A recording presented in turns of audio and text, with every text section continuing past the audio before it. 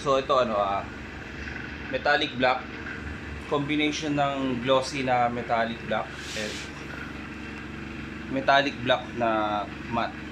So ito yung mga matte nya. Ito matte dito. Yan. So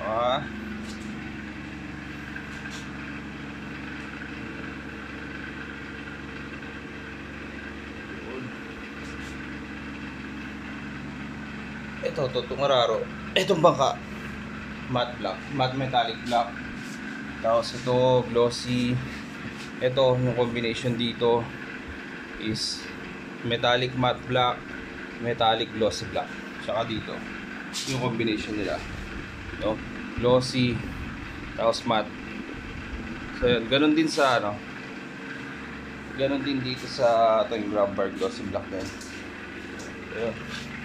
Ito yan, metallic matte black yun. Tapos itong buong crankcase cover is glossy black. So yan siya.